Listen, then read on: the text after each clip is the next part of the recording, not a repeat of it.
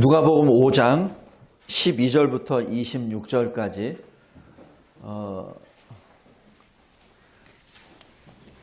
예수의 자기 계시라는 제목으로 말씀을 보겠습니다. 예수님은 요한복음 1장 14절처럼 말씀이 육신이 되어 우리 가운데 거하심에, 우리 가운데 거하신다는 얘기는 우리 가운데 우리와 함께 계신다는 얘기입니다. 우리 가운데 거하신다는 얘기는 우리가 받고 있는 환난을 그대로 같이 받으신다는 얘기요. 우리 가운데 거하신다는 얘기는 우리 모습으로 계신다는 얘기죠. 하나님은 영이십니다. 영이시기 때문에 우리는 볼 수 없어요. 그런데 하나님은 우리를 사랑하시고 우리를 구원하시기 위하여 우리 가운데 거하신데 우리 모습으로 오셨다는 얘기입니다. 그것이 하나님의 자기 비하입니다.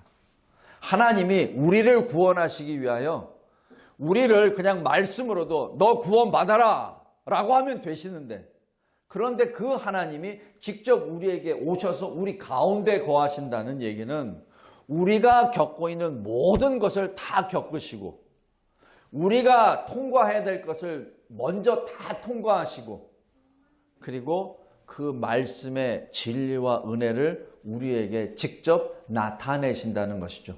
그래서 요한복음 1장 14절에 은혜와 진리의 충만함이라 하나님의 독생자의 영광이라 이렇게 말씀하시는 것이 바로 그 내용입니다. 바로 그 주님이 직접 이 세상에 2000년 전에 오셔서 우리에게 스스로를 계시하십니다. 자기 스스로를 스스로 계시하십니다. 먼저 12절부터 16절까지 보겠습니다. 예수께서 한 동네에 계셨습니다. 그때 온몸에 나병이 들린 사람이 왔습니다. 그래서 온몸에 나병이 들렸다는 얘기는 지금 의사 누가가 진단한 결과입니다. 그냥 이 마태나 아니면 마가, 요한이 본 것이 아니라 의사가 딱 보니 온몸에 나병이 꽉 찬 사람이다. 전에도 제가 언뜻 말씀드렸지만 나병은 신경장애를 입어서 통증을 못 느낍니다. 그래서 코가 떨어져도 코 안 아픕니다. 내가 어디 지나가다가 자동차 사고가 나서 팔이 빠졌어요. 그럼 아파야 되는데 안 아픕니다. 그냥 빠진 상태로 갑니다. 그렇기 때문에 이 나병에 걸리고 나면은 온 몸이 성한 데가 없어요.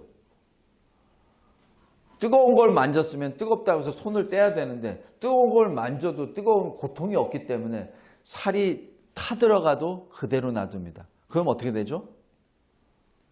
손가락이 없어져요. 뭐가 이 칼로 잘라서 피가 나면 아파야지 그냥 스톱을 하는데, 그냥 자르다가 어떻게 보면 손가락을 잘랐어요. 근데 안 아파. 그냥 그대로 남습니다. 그래서 나병 환자는, 이 나병 환자가 오래된 사람일수록 형태, 모습이 원래 모습하고 다릅니다. 코가 없든지 귀가 떨어져 나가든지 손가락이 없든지 그렇게 됩니다. 지금 여기 의사 누가가 보았을 때 온몸에 나병이 들린 사람이다 라고 얘기합니다. 여기서 좀 이 민수기 5장에서도 그렇고 레위기 13장에서도 그랬듯이 이 나병 환자들은 이 자기 식구나 또 자기 마을에서 같이 살 수가 없어요. 그 사람들은 내 처라, 부정하니 내 처라라고 표현합니다. 그래서 이 공동체, 언약의 공동체에서 격리된 사람, 버림을 받은 사람이 이 나병 환자, 대표적인 환자입니다. 그리고 당시에 이 나병을 하나님의 심판, 하나님의 벌을 받았다라고 말을 해서, 특별히 나병 환자들은 사람들 앞에 나타나지 못하도록 합니다. 나타나게 되는 돌멩이로 쳐서 그들만이 있는 동굴이나 토굴로 들어가게 만들죠. 근데 오늘 여기 12절 보면은 어느 한 동네에 계실 때 온몸에 나병 들린 자가 예수께 나왔다라고 얘기하는 것은, 이거는 그냥 상스러운 일반적인 사건이 아니란 얘기를 말합니다. 이 얘기는 이 나병 환자가 생명을 걸고 예수께 나왔다는 것을 의미합니다. 만약에 그러지 않으면 예수께 못 나옵니다. 어떻게 대낮에 예수 앞에 나타난단 말입니까?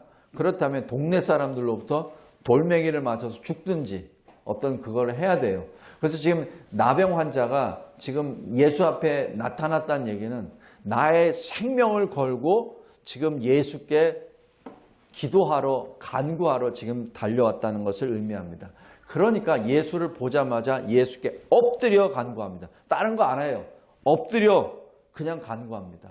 이 엎드린다는 얘기, 이 헬라어상으로 엎드린다. 누구 앞에 엎드렸다는 얘기는 예배드렸다는 그 단어와 똑같은 단어입니다. 지금 이 예수 앞에 엎드렸다는 그 자체는 예수를 구주라고 고백한 행동으로 고백한 모습입니다.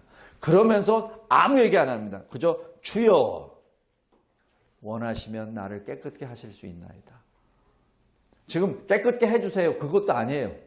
그냥 주님의 뜻이라면 나 깨끗함을 받을 수 있습니다. 라고 엎드립니다. 이게 이 문둥 환자의 믿음입니다. 그래서 예수님은 다른 어떠한 이 이적을 행하시거나 치유의 역사를 할 때 항상 상대의 믿음을 보시고 행하십니다. 확인하세요. 근데 여기서는 확인 안 하세요. 왜? 그의 행동 자체가 신앙 고백이기 때문에 그렇습니다. 예수님은 굳이 우리에게 물어보시지 않아도 아시는 하나님이세요. 예수님은 우리의 중심을 아십니다. 이 문둥병자의 중심을 아세요. 그렇기 때문에 이 12절에 그 말씀을 듣자마자 13절에 바로 손을 내미십니다. 뭐 묻지 않으세요. 내 이름이 뭐냐? 내가 어떻게 되느냐? 그 다음에 내가 너에게 무엇을 해주길 원하느냐? 아무 얘기 안 하십니다. 그냥 13절에 예수께서 손을 내미시러 그에게 대시며 라고 말씀하십니다. 바로 이것이 예수님이 우리에게 오신 인격적 하나님이심을 말합니다. 예수님은 멀리 계시면서 우리에게 누가 아프냐? 문둥병 걸렸냐? 내 믿음을 보니 내가 내를 깨끗하게 하노라. 그 얘기가 아닙니다. 예수님은 그냥 손을 바로 대십니다. 율법 민수기 5장과 레위기 13장에 의하면은 그러한 부정한 자에게 손을 대는 자는 부정하게 됩니다. 그래서 그 자에게는 동일하게 내 침을 받았습니다. 내 쫓겨 당합니다. 그런데 여기서는 예수님이 손을 대셨는데 예수님이 쫓겨나가는 것이 아니라 그 나병 환자가 병을 낳습니다. 근데 이 병을 낳는다는 자체가 다릅니다. 보통 우리 현대의학에서 이 문둥병, 한센병을 치료할 때는 그 병의 스톱을 말합니다. 그러니까 내가 코를 잃었습니다. 스톱됐습니다. 코는 잃은 상태입니다. 내가 귀를 잃었어요. 손가락을 잃었습니다. 내 나병이 났습니다. 그러나 내 손가락은 그대로 없어진 상태입니다. 단지 그 문둥병이 더 이상 확산되는 것이 이제 중지됐다는 것을 의미합니다. 그것이 현대의학의 치료입니다. 그러나 여기서 말씀을 드리는 것은 회복입니다. 회복입니다.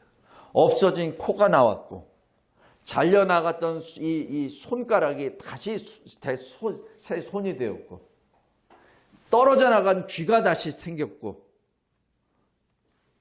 이거는 창조의 역사입니다. 이거는 그냥 인간이 어떤 약을 만들어서 낫게 하는 게 아니에요. 창조의 역사입니다. 바로 이 자체가 예수님이 창조의 하나님이실 계시하는 겁니다. 그리고 동시에 죄와 허물과 그리고 질병 가운데 죽었었던 사람을 살리신다는 구원의 하나님이심을 스스로 계시하시는 겁니다. 그래서 이 신학적으로 이 자기 계시라고 합니다. 영어로 하면 self revelation이라고 합니다. 이 신학적으로 있습니다. 그게 자기 계시입니다. 지금 예수님이 스스로를 자기 계시하는 것을 여기서 나타냅니다. 자, 14절 보십시오. 그런데 여기서 예수님이 경고하십니다.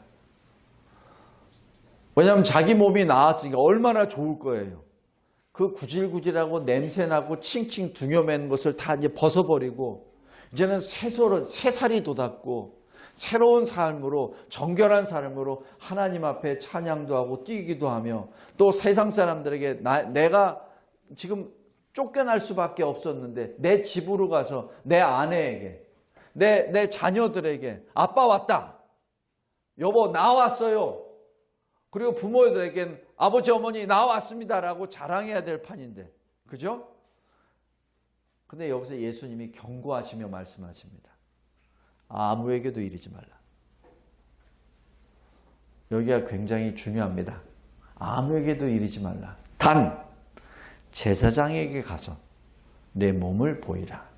그리고 모세가 명한 대로, 모세가 명한 대로는 율법대로 예물을 드리고, 그리고 그들에게 입증하라. 무엇을? 내가 정결하게 됐음을. 이게 뭐죠? 내가 너 자신의 기쁨을 나타내기 전에 말씀에 순종하라. 율법에 순종하라. 무엇이죠? 예수님은 바로 율법을 완성하신 분입니다. 율법은 우리가 죄인임을 나타낸 거죠. 율법을 통하여 내가 문둥병 환자라는 것을 나타내서 쫓김을 받았습니다. 율법을 통해서 나를 만진 자는 또한 부정한 자가 됩니다. 그런데 예수님이 오셔서 직접 나에게 손을 대심으로 인하여 예수님이 부정하게 되신 것이 아니라 내가 정결하게 되었습니다. 바로 내가 죄인됨을 내가 율법을 통해서 알았는데, 그러나 주님이 오심으로 말미암아 내가 정결함을 얻었다는 것이죠. 그래서 이 마태복음에서도 나왔듯이 내가 율법을 폐하러 온 것이 아니라 율법을 완전하게 하러 왔노라. 저는 그 말씀의 실현입니다.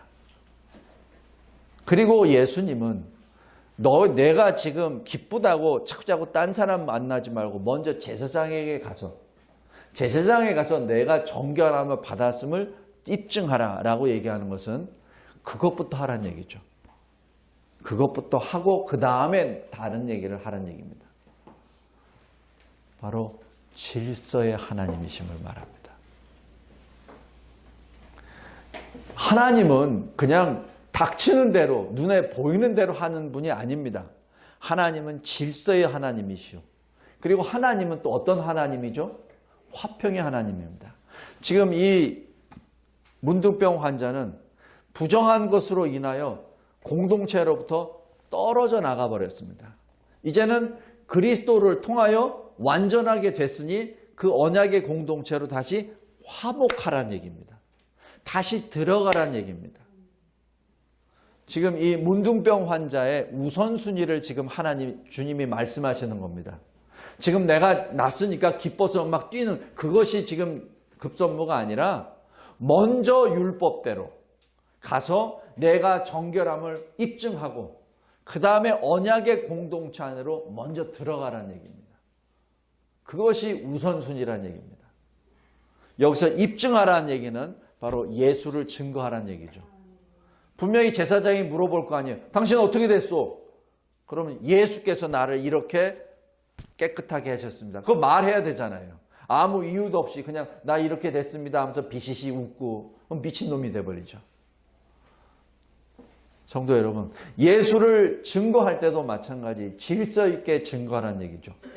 만약에 예수를 질서 있게 증거하지 아니하면 예수를 마치 어떤 무당이나 미신 어떤 그런 사람들로 자칫 착각할 수 있기 때문에 그렇습니다. 예수님이 질서와 화평의 하나님이심을 여기서 계시하십니다. 그리고 그 소문은 널리 퍼졌고 퍼질 수밖에 없죠.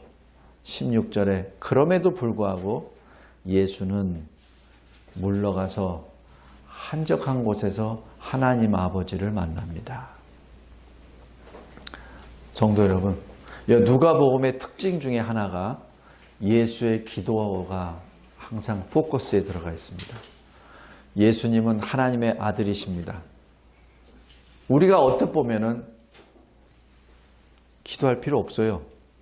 왜냐면 하나님의 아들인데 모든 권세 다 받으셨는데 능력도 입으셨는데 뭐가 더 필요하다고. 그럼에도 불구하고 예수님은 아버지 하나님께 나아가 기도하십니다. 다음 두 번째, 17절부터 26절까지 중풍병자를 고치시는 역사가 나타납니다. 자, 17절 보십시오. 예수께서 가르치실 때, 여기서 가르치신다는 건 뭘 가르치시겠습니까? 하나님 나라 복음. 복음을 가르치실 때 갈릴리 각 마을과 유대와 예루살렘에서 온 바리새인 율법 교사들이 앉았다라고 기록합니다. 왜 앉았을까요? 예수를 믿기 위해서? 아닙니다. 예수가 무엇을 잘못 말하는지 책잡기 위해서, 이 테스트하기 위해서, 그리고 이 함정에 빠뜨리기 위해서, 실은 예수를 잡기 위해서 거기에 앉아 있었죠. 근데 병을 고치는 주의 능력이 예수와 함께 하더라라고 얘기하면서 18절부터 중풍병자에 대한 역사가 나타납니다.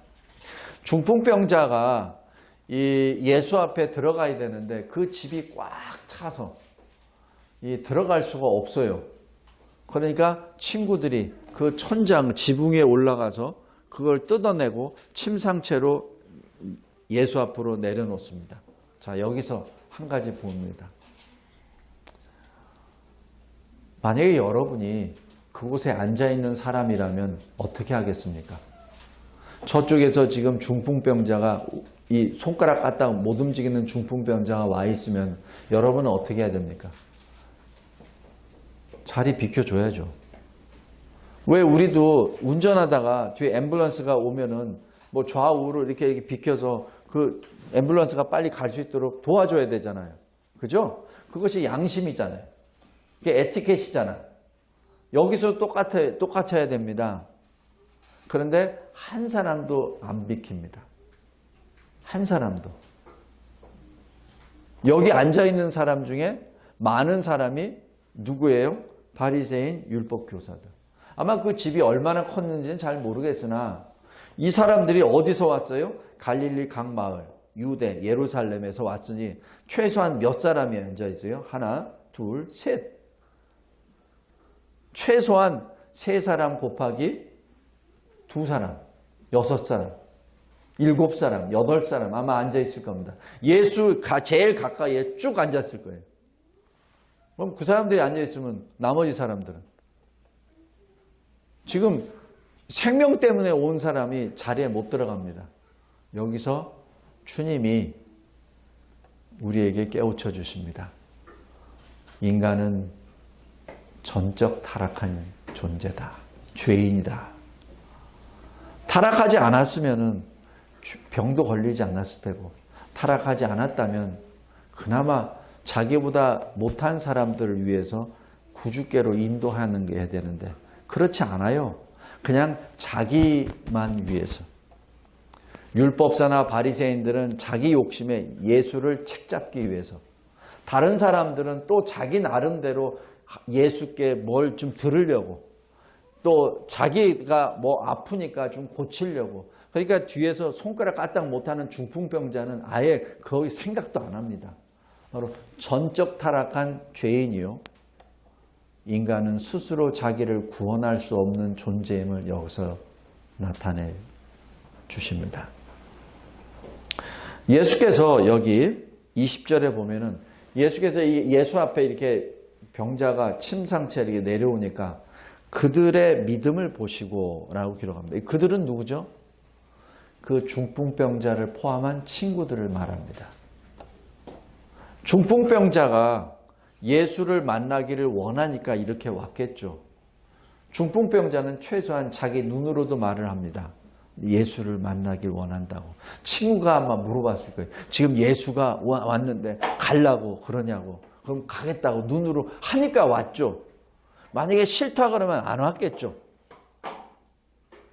바로 여기서 그들이란 중풍병자 자신과 친구들입니다. 그들의 믿음을 보시고 이렇게 말씀하십니다. 내 죄사함을 받았느니라. 여기서 지금 이 사람은 원하는 건 뭐죠? 지금 나를 좀 정상적으로 내 몸을 회복하는 것이죠. 그러려고 왔잖아요. 그런데 예수님은 그것보다 더 큰 사랑, 더 큰 선물을 주십니다. 바로 죄 문제입니다. 육신은 이 세상에 잠깐 있을 동안의 어떤 문제지만 죄 문제는 영원한 문제거든요. 바로 예수님은 더 큰 선물을 주시는 것이죠. 그들의 믿음을 보고 더 큰 선물을 주십니다. 그것이 죄 사함이죠.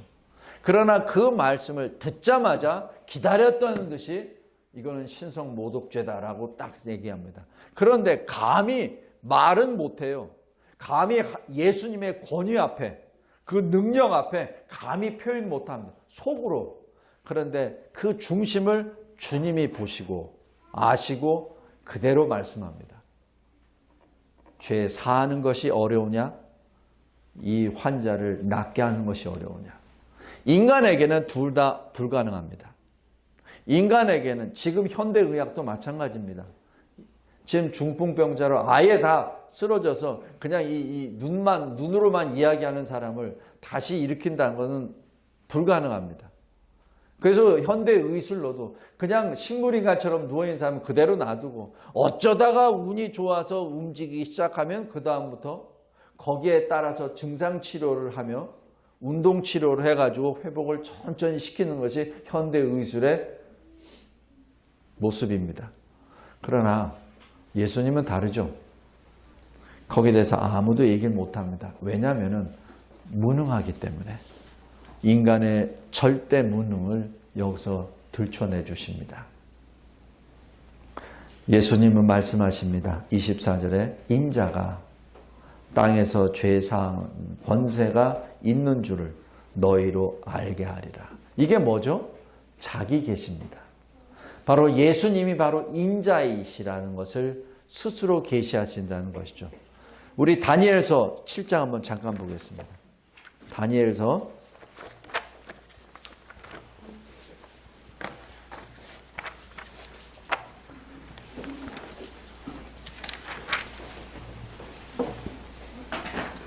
7장 13절 보십시오.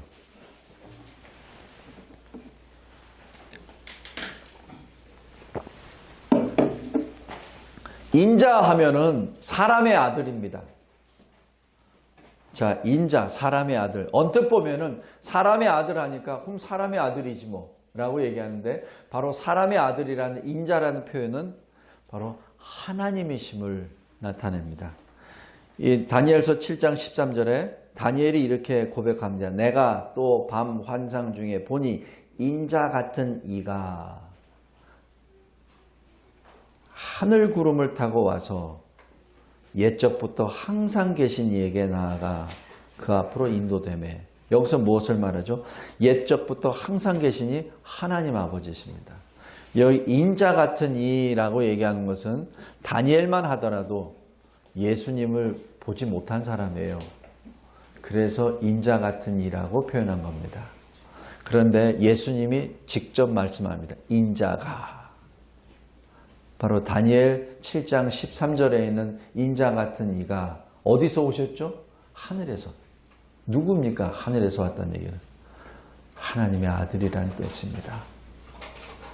다시 여기 누가복음 들어가면은 인자가 이 세상에 오신 것은 죄를 사하는 권세가 있다. 그래서 죄를 사하려고 오셨다는 것을 너희가 알게끔 내가 계시하느라. 지금 그 말씀입니다.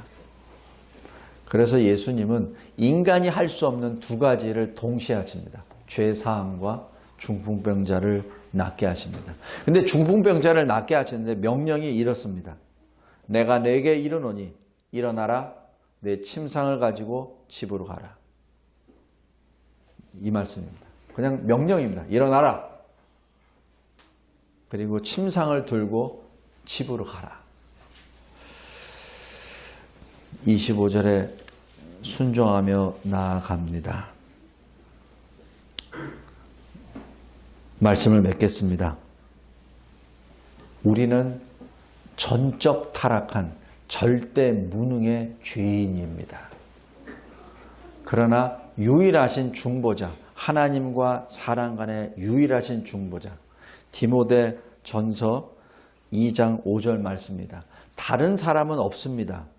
하나님과 우리 인간의 유일하신 중보자 예수 그리스도께서 친히 오시어 친히 자기를 계시하십니다. 우리 그리스도인은 어떻습니까? 이 중풍병자처럼 하나님께 영광을 돌리며 나아갑니다. 그것이 우리의 본분입니다. 우리의 사명입니다. 에베소서 1장 잠깐 보십시오. 에베소서 1장.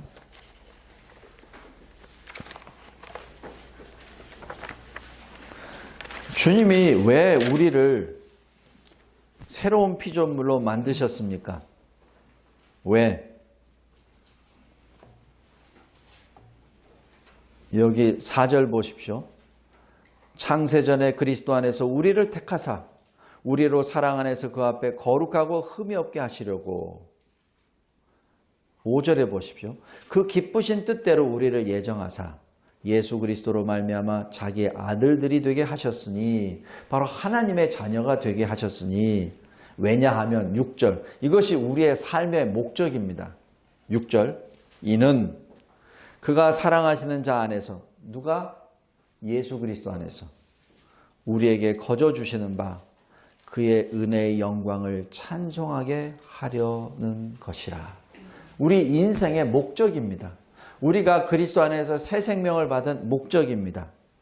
다음에 12절 보십시오. 이는, 왜냐하면 우리가 그리스도 안에서 전부터 바라던 그의 영광의 찬송이 되게 하려 하심이라. 이것이 우리의 인생의 목적입니다. 또 하나 14절, 이는 우리 기업의 보증이 되사 그 얻으신 것을 속량하시고 그의 영광을 찬송하게 하려 하심이라. 우리의 인생의 목적입니다. 지금 여기 중풍병자가 치유함을 받고 죄 용서함을 받고 그 다음에 하는 것 뭐냐면 25절에 하나님께 영광을 돌리더라. 하나님께 영광을 돌리더라. 그리고 자기 집으로 돌아갔다. 돌아가서 뭐 했죠? 예수를 증거했죠. 예수를 증거했죠. 그러니까 26절에 모든 사람이 놀라 하나님께 영광을 돌린 것이죠. 성도 여러분, 우리도 마찬가지. 영적인 중풍병자 아닙니까? 그런데 예수께서 우리에게 오셔서 우리에게 새 생명을 주셨습니다. 말씀을 맺겠습니다. 우리는 살아있으나 죽은 존재였습니다. 허물과 죄 가운데 죽었었던 우리였습니다. 그러나 예수께서 내 인생에 들어오셔서 나를 주의 사람으로 만드셨습니다. 그래서 이걸 어느 신학자는 이것을 침투했다라고 그렇게 표현도 합니다. 그래서 영어로는 infiltrate라고 하죠. 내 인생에 침투했다.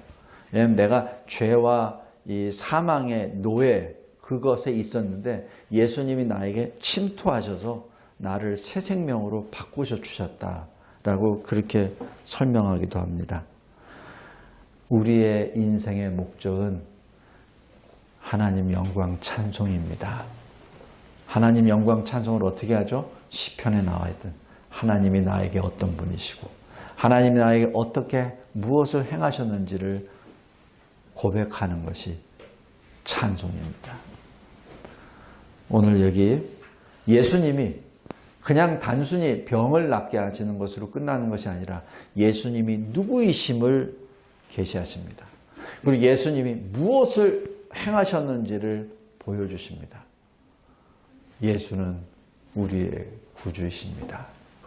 예수는 살아계신 하나님의 아들이십니다. 예수는 그리스도이십니다.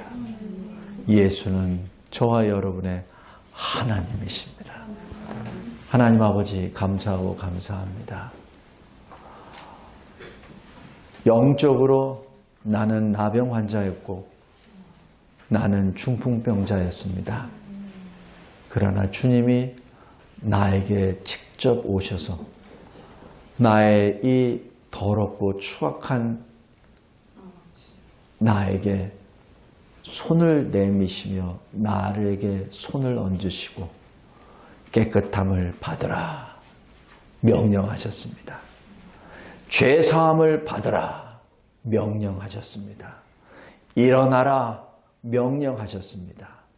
가서 나를 증거하라 명령하셨습니다.